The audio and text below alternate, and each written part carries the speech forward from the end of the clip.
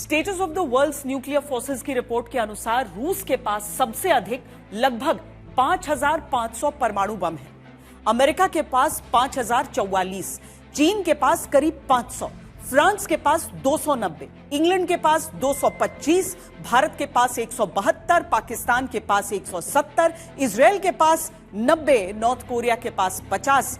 लेकिन क्या हो अगर ये सारे बम एक साथ फट जाएं तो?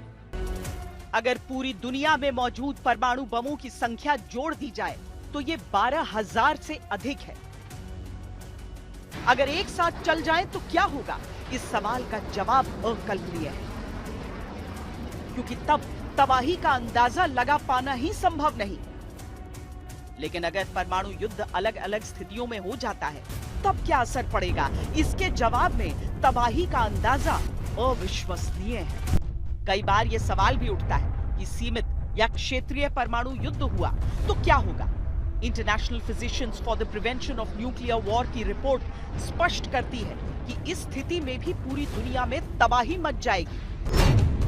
दुनिया के कुल परमाणु हथियारों के 1/20 से भी कम के इस्तेमाल वाला युद्ध भी वैश्विक जलवायु को बुरी तरह प्रभावित कर सकता है, पूरी दुनिया की खाद्य आपूर्ति श्रृंखलाओं को ध्वस्त कर सकता है और सामाजिक व्यवस्था को चरमरा सकता है। भूखमरी और अशांति के कारण सैकड़ों मिलियन लोग मारे जा सकते हैं। ऐसा भी हो सकता है कि मरने वालों की संख्या अरबों तक पहुंच जाए। IPPNW की रिपोर्ट में यह भी बताया गया है कि दुनिया के परमाणु हथियारों के 3% से भी कम इस्तेमाल से भारत और पाकिस्तान के बीच अगर परमाणु युद्ध होता है तो यह पृथ्वी पर हर तीसरे व्यक्ति की जान ले लेगा और वैश्विक औसत तापमान लगभग 1.3 डिग्री सेल्सियस तक गिर जाएगा। और अगर कुल 10,044 परमाणु बम रखने वाले रूस अमेरिका के बीच भीषण परमाणु युद्ध छिड़ गया तो कुल 8 अरब की आबादी वाली दुनिया में से 5 अरब लोगों की सीधे तौर पर जान चली जाएगी।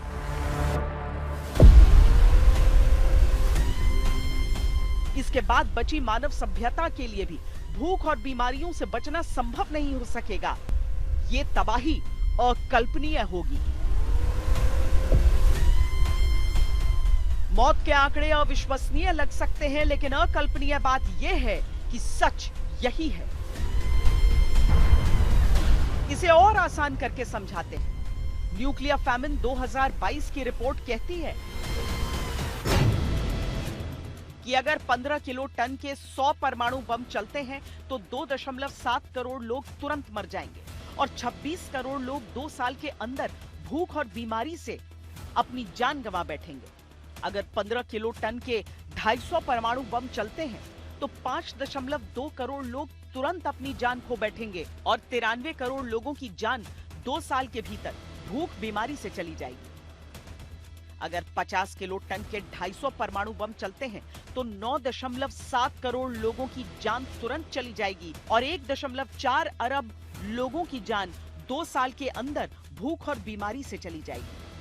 अगर 100 किलो टन के 250 परमाणु बम चलते हैं तो 12.7 करोड़ लोग तुरंत मर जाएंगे और 2.1 अरब लोगों की जान 2 साल के अंदर भूख और बीमारी से चली जाएगी।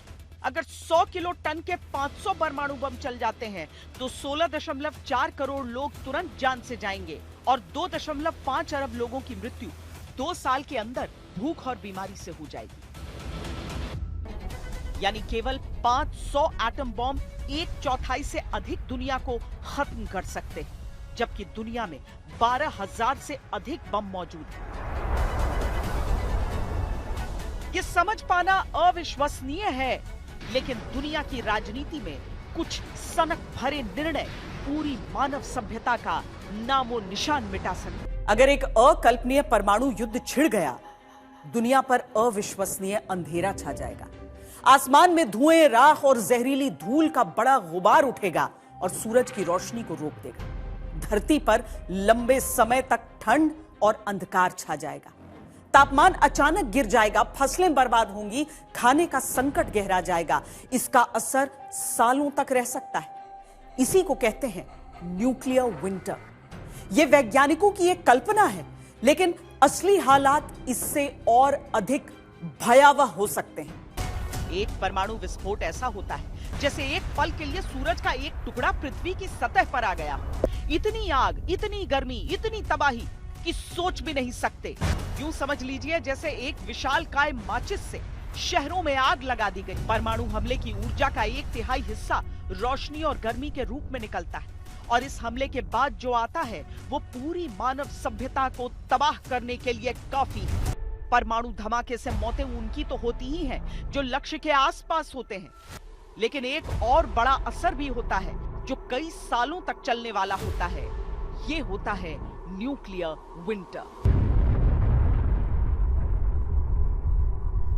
परमाणु धमाके में आग के गोलों से निकलने वाला धुआं बहुत ऊंचाई तक वायुमंडल में चला जाता है, इतनी ऊंचाई तक कि ये सूरज के सामने एक काली परत बना देता है और सूरज की रोशनी को सोख लेता है। ये ऊपरी वायुमंडल में वर्षों तक बना रह सकता है क्योंकि वहां बारिश नहीं होती जो इसे नीचे ला सके।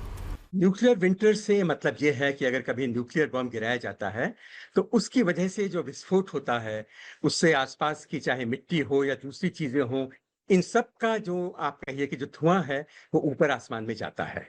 आसमान में जाने के बाद ये हवाओं के कारण चारों तरफ फैल जाएगा और धरती के ऊपर डिपेंडिंग अपॉन कितनी मिट्टी ऊपर गई है, कितना धुआं ऊपर गया है, बहुत दूर दूर तक के क्षेत्र में ये फैल जाएगा और उससे यहाँ तक कि सूरज का जो आने वाला प्रकाश है वो भी धरती तक नहीं पहुंचेगा।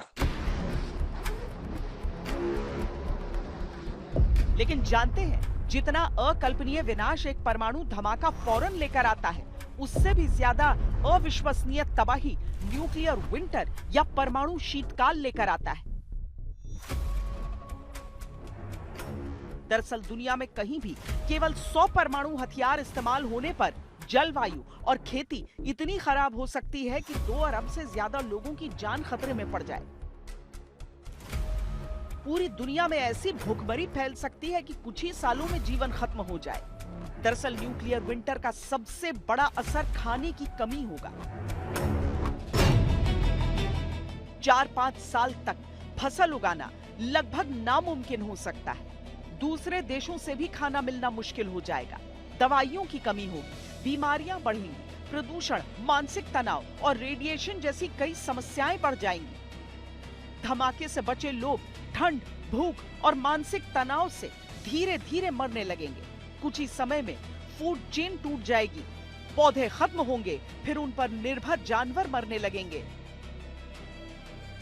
खाना, पानी और रहने की जगह के लिए लोग आपस में लड़ जाएंगे। सामाजिक व्यवस्था टूट जाएगी। सूरज की रोशनी न मिलने से पौधों में फोटोसिंथेसिस बंद हो जाएगा, जिससे फसलें पूरी तरह खराब हो जाएंगी।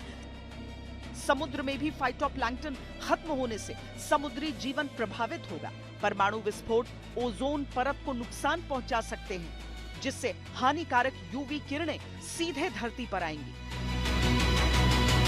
हम जानते हैं कि सूरज एक तरह से इसीलिए शायद उसको देवता या भगवान माना जाता है, क्योंकि उसी की वजह से हवाएं चलती हैं, उसी की वजह से पानी से भाप बनती है और वर्षा होती है, उसी की वजह से हमारी फसलें पकती हैं।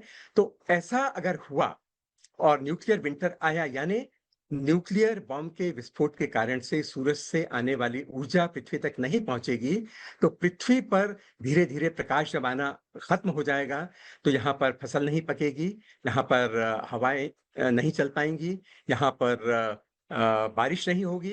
एक तरह से आप कहें तो पृथ्वी का जो जीवन का चक्र है वो पूरी तरह से डिस्टर्ब हो जाएगा और तापमान कई डिग्री 4-5 डिग्री तक कम हो सकता है, डिपेंडिंग अपॉन कितना बड़ा बॉम्ब था। और उसकी वजह से वो स्थिति हो जाएगी जो किसी आइस एज में हुआ करती थी, क्योंकि पृथ्वी पर तापमान भी बहुत कम हो जाएगा, फसल यहाँ पर नहीं उगेगी, अंधेरा हो जाएगा क्योंकि ऊपर से प्रकाश नहीं आएगा।